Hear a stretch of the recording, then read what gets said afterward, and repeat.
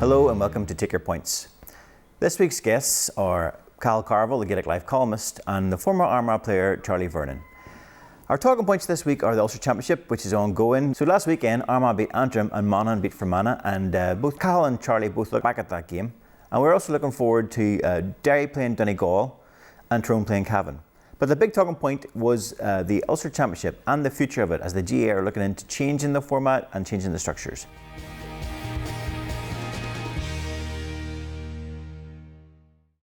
So, welcome to the show, Cahal. Thanks for coming in again.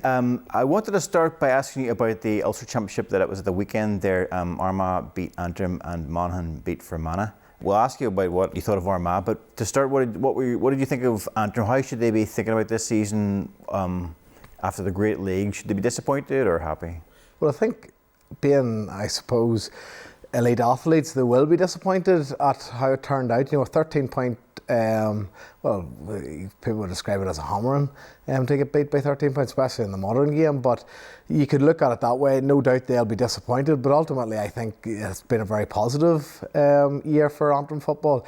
They've tried a couple of years to get out of Division 4. They've achieved it this year, and they achieved it winning a number of games, the likes of against Sligo, where, you know, they won by a point at the end and they really pulled it out of the fire. So, you know, they can certainly be proud of their league progress, and to make it in Championship, like, you have to remember Armagh are operating in Division 1. It took them a long time to get to that stage, and they stayed up this year. And Antrim, I suppose it showed, I think, in the second half, that bit of conditioning and operating at that higher level. But in the first half, there was a lot of Armagh people were very worried about the position and were very concerned that this was going to be a disaster in the athletic ground to get beat by Antrim in the first round of the Ulster Championship. You know, it was doomsday scenario. But I think Antrim should be very proud. And when they look back, when McGinley and O'Neill look back maybe next week, or when the initial disappointment has worn off, I think they can be proud of what they've achieved, and it's certainly something to build on for next season. So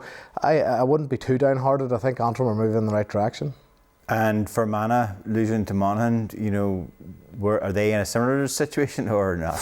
I don't think so. I think Fermanagh, I don't know where they're going, to be honest with you. It might be that bad that Tracy Concrete, after 30 years, might pull out a sponsor on them, you know, after last weekend's Dour affair. I think Ricey's position's untenable now. The best players in Fermanagh aren't playing for him. They haven't come out, and I think there was like, Monaghan were good, don't get me wrong, but there was I think they were slightly lost, the Fermanagh team, and, you know, they went for the usual defensive position, but there wasn't that energy and that doggedness in the Fermanagh team. And I think it was in the end, it was a pretty easy day at the office for Monaghan. So I really don't see where Fermanagh are going at present. I think the county board needs to look at it again and ask the question why the best players aren't playing, the likes of Tomas Corrigan, the Joneses, etc. And because Fermanagh's not a big county and they don't have a big pick, but they should be getting the best players to come out, and the question is, why aren't they? Yeah, it's interesting that Fermanagh, you know, have had such great giant killings of the previous year, particularly against Monaghan, but that hasn't happened. So we'll not see them again until next year. But what about Monaghan and Armagh? Where do you see them going in the next round, in the semi-final? Well, it's going to be really, really interesting, especially in my part of the world, where we're right on the border between Armagh and Monaghan. I've already gotten a few messages after the match, but I thought Monaghan looked very impressive. The Mac attack up front with McCarthy, McCarn and McManus were their usual dangerous self, but they've added a bit to it. Carl O'Connell at Tyhalman was very impressive, that direct running, and also Mulligan with the 3 points as well. So they've added that wee bit. They have that experience and those newcomers coming in, and Banty, after the talk about Armagh, he'll be sitting in the wings. He was against Galway, he was in the stand like El Chapo, so I think he'd be preparing for the demise of Geezer and Armagh in 2 weeks' time, but it's going to be fascinating. Mm-hmm. What's also fascinating is the Hurling Championship. You know, you were on here previously saying that Antrim had a good chance against Dublin and that didn't work out, but Antrim are out again this weekend. Do you think we'll see a better performance from the Antrim hurlers? Well, it's funny, and I had tipped Antrim. I can't. It's on camera, so I can't go back on that. And I had said to a couple of my friends to put a few pound on it. So I'm not flavour of the month with them at the minute. But look, at the end of the day, look at what Dublin did at the weekend. You know, against Galway, they were very, very impressive, and I think they'll give Kilkenny their fill of it in the Leinster final. So. To say Antrim are completely out of it and are gone for the season, I don't agree with that. They've made great progress in terms of the hurling, and I think they have a good chance at the weekend. I don't think they'll be that much disheartened. They'll look at the Dublin-Galway game and they'll say, you know, actually they were operating at a really high level, and, you know, we can get up to that level, and we did match them for long periods in that game. But, you know, with hurling, you switch off, or the other team hit a purple patch, it could be, you know, 5-10 points hit. So I think Antrim will do well at the weekend, and, you know, they are an up-and-coming team, and I don't think that the loss to Dublin would push them back too far, especially given the Galway result. Yeah. One of the issues that's been in the GAA recently has been the change to the Ulster Championship. You know, they're talking about changing the provincial system and doing away with it.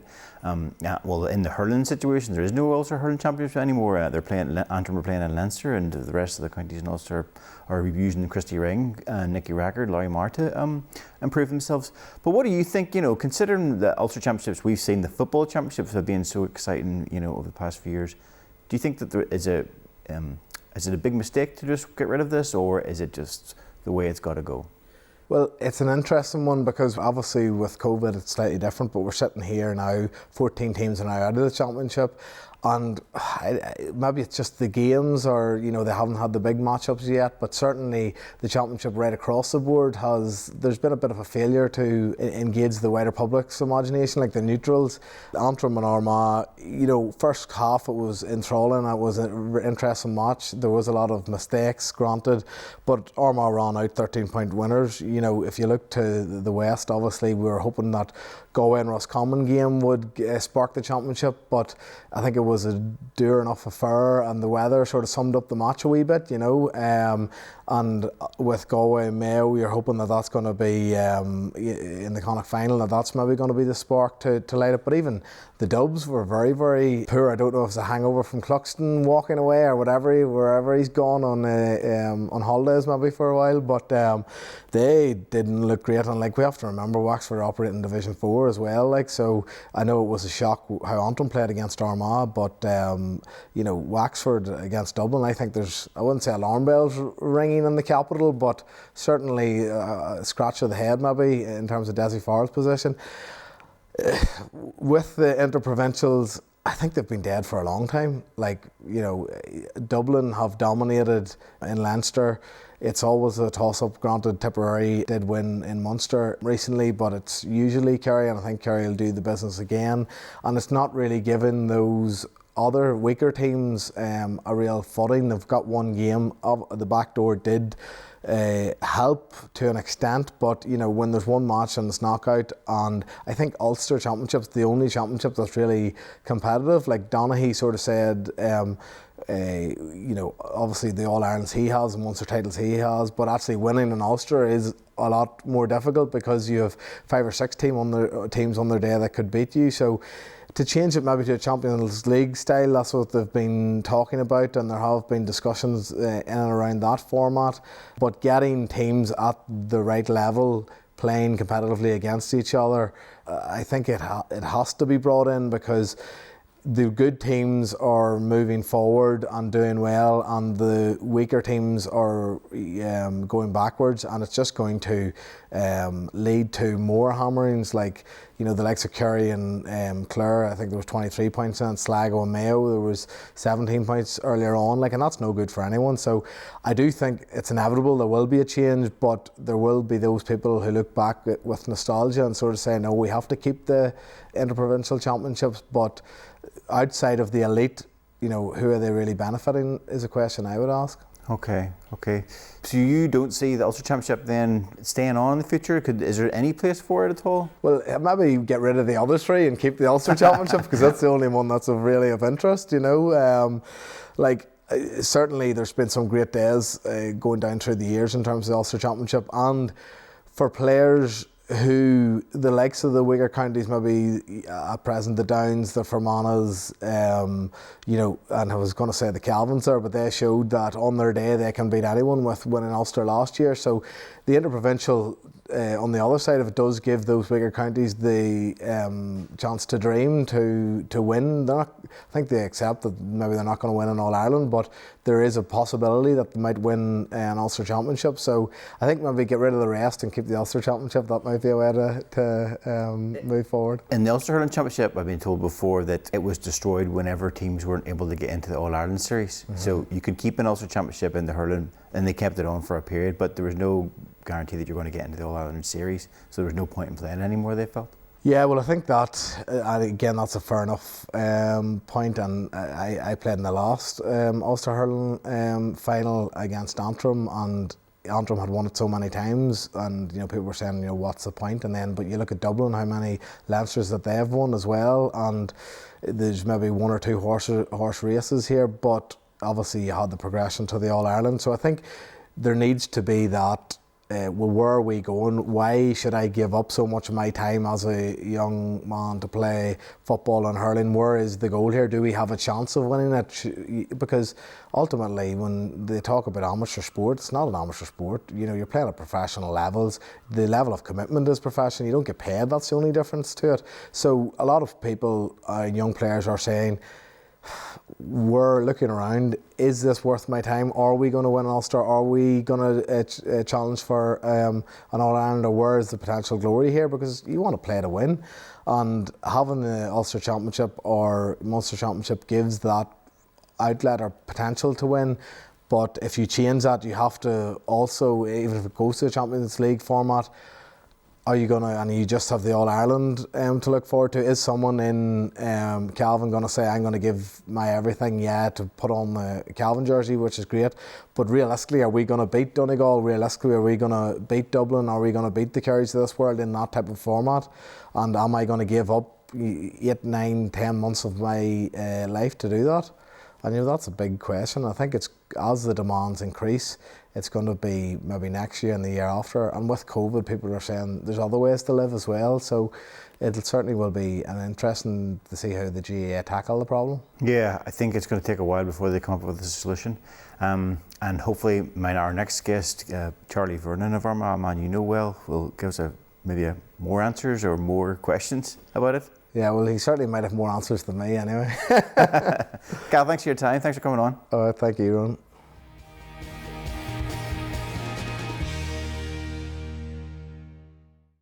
So our next guest is former Armagh footballer Charlie Vernon. Charlie, we were chatting with Cahal there about the Ulster Championship and the future of it, since the GAA are talking about changing it, to redevelop it, restructuring it. And we wanted to sort of know what you think. Cahal sort of felt that it was time for it to go. It was no use having teams beating teams by such great margins, and it needs to be changed. What's your thoughts on the Ulster Championship? Should it change? Should it stay? What do you think? I suppose I have mixed views. I've won 2 Ulster Championships myself, and they're medals that I hold very dearly in terms of, at that time it would have been very, very competitive and difficult to win, and there were cherished victories.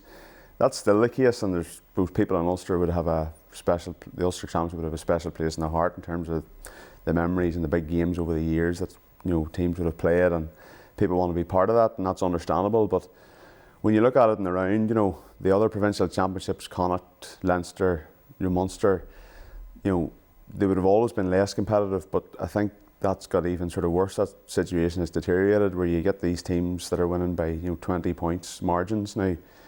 Like, there's no argument to say that that's sensible. Like, that's not a sensible or logical competition where you have such a gulf in the two competitors.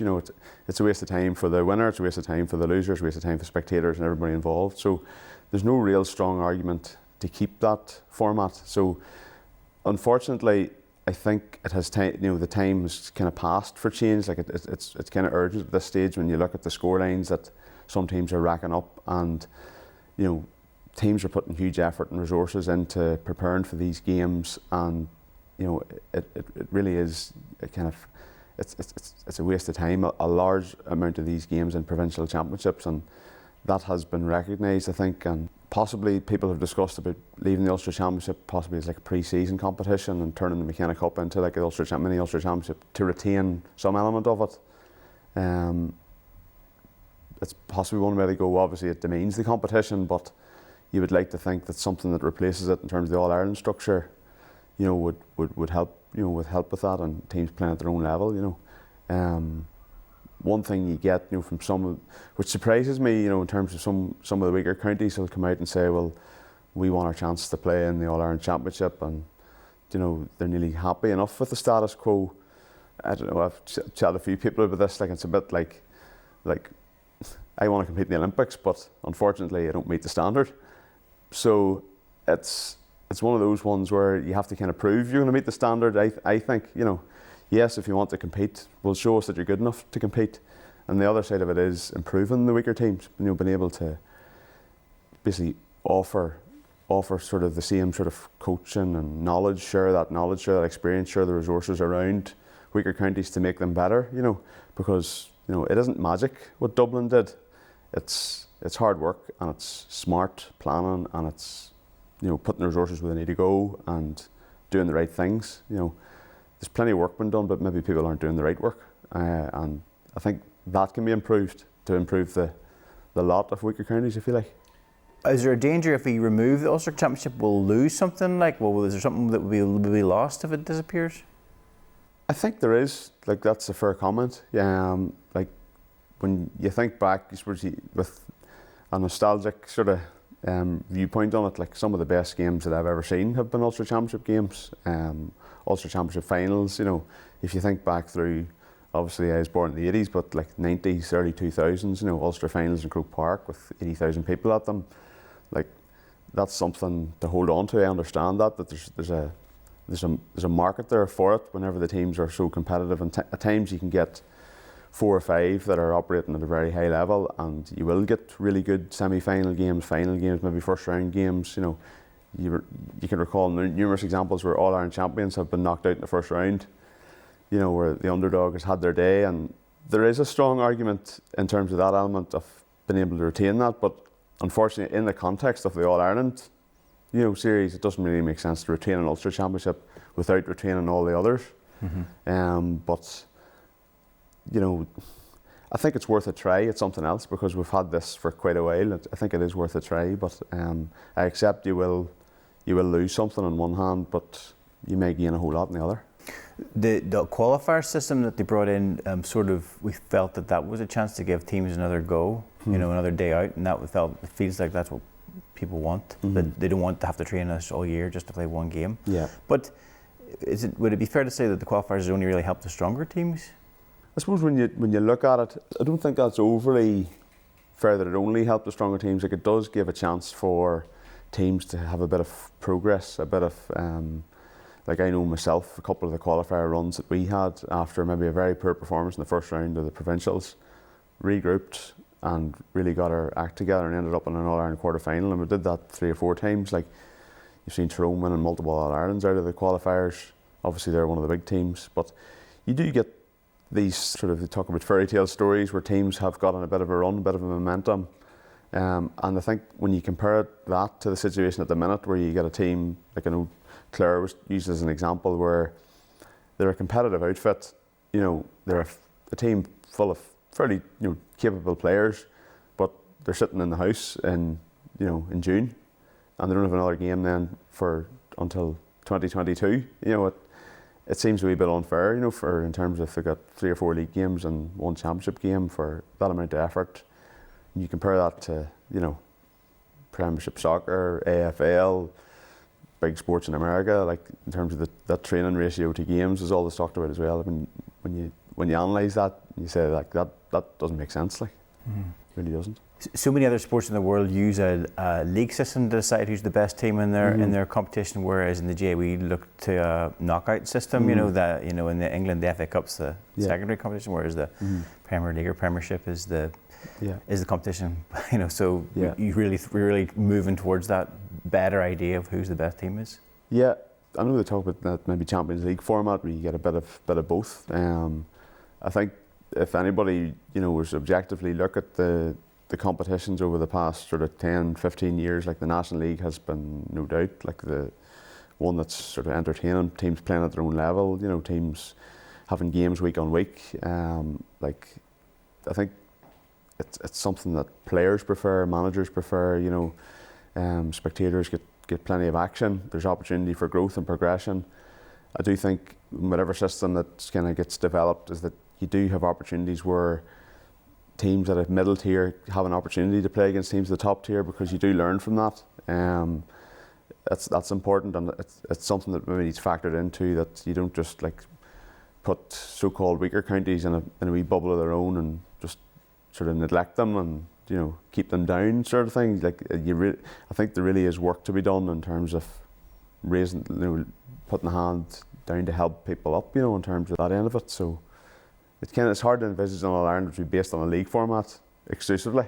I don't see that being an option, just given the tradition of the GAA, and people want to see that knockout element of it. But there's no reason why they can't be combined, you know. Yeah, and with that in mind, this year's Ulster Championship sort of looks like it has sort of evened itself out, where the, if you wanted to call it, seeded teams have sort of been separated, and we look like they could all meet in towards the semi-final stages. What did you think of the weekend there? Your county were out against Antrim, and Monaghan were playing for Mana. What were your takeaways from those two games? I suppose looking at the Armagh game, you know, I think the scoreline definitely would have flattered Armagh in the end up. I think the 13 points was the margin, but anybody watching the game would have known, you know, it didn't really look as if there was 13 points between the two teams during it. I think Armagh, when they look back at, you know, over that game, they'll probably be very disappointed with how they played in the first half, especially.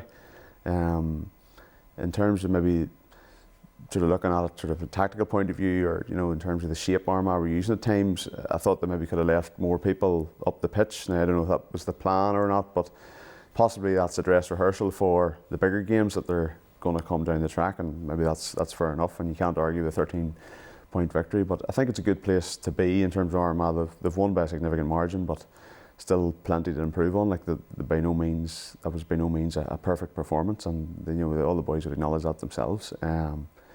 But not a bad place mentally to be in terms of, you know, got the job done and can move on to the next day and analyse Monaghan and work away from that. In terms of Monaghan, I think it's hard to get a true reading of it, because I think Fermanagh they went back a wee bit this year in terms of the number of personnel that, you know, weren't available to them. The number of guys that had stepped away at the start of the year, they weren't really as competitive as they normally are. So, you know, it was fully expected that Monaghan would have beaten Fermanagh again. Similar, they got the job done, and, you know, possible room for improvement there. I suppose the big talking point going to the next game would be the fitness of Conor McManus. Conor's obviously integral to, you know, any success that Monaghan would hope to achieve, and a team without him on it compared to a team with him on it is two different propositions. But I've seen in the past at club and county level where your star player's missing, that everybody raises it up, and certainly if one team's fit to get a big performance out in any given day, it's Monaghan, and I think they'll relish that chance to see Armagh coming, and, you know, Bantley's still there and plenty of history there as well, and they'll certainly not lack motivation. But I'd like to think Armagh have, you know, improved enough that they would have enough quality to go and have the confidence to go and win that game, you know. But certainly not much in it now. It's a fascinating matchup. You know, Monaghan have got the banana skin that they often out of the way, in the you know, sometimes they take their eye off the ball. They did against Fermanagh before, but then they've got this game over against Armagh, which will be an absolute cracker. Aye, the Monaghan, they definitely have a couple of good young players coming through there. I was very impressed with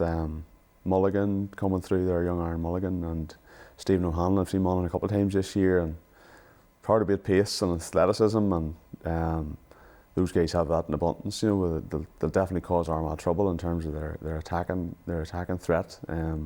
Conor McCarthy's been playing sort of good stuff this year as well, and Jack McCarran's hitting a bit of form too. So it's not the case where they're totally reliant on McManus, but obviously he's a huge help if he's fit to play at all. Big time, yeah. He can take players away from those other guys, if you know. But yeah, you're right. McCarran has been. They do have that sort of spread where it does look like they've got more firepower up there. Yeah.